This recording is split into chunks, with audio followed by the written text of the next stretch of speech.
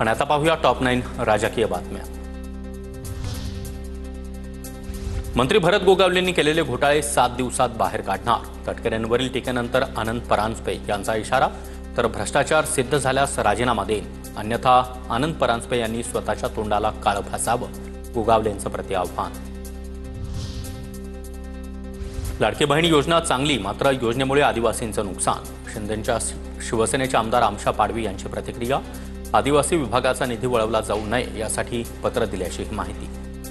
आदिवासींचे पैसे आमचे कोणी किती सांगितलं तरी याच्यात वळवायचे नाही, कारण ते नुकसान आदिवासींचे होणार आहे। भाजप आणि शिंदेंच्या शिवसेनेकडून घोसाळकर कुटुंबावर देखील पक्षप्रवेशासाठी दबाव, संजय राऊतांचा आरोप।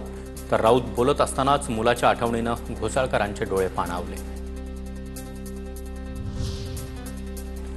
TV9 मराठीनं दाखवलेल्या बातमीनंतर वाल्मी कराडचा फोटो असलेलं बॅनर हटवलं। बाप्पासाहेब घुगे यांच्या वाढदिवसानिमित्त लावण्यात आलेल्या बॅनरवर वाल्मी कराडच्या फोटोमुळे वाद झाला होता।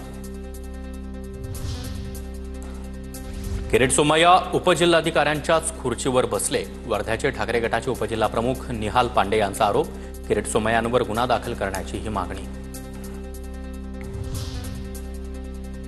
पुण्याचे पालकमंत्री अजित पवार मावळच्या कुंडमळ्यातील दुर्घटनास्थळी, कोसळलेल्या पूल परिसरामध्ये अजित पवार यांच्याकडून पाहणी।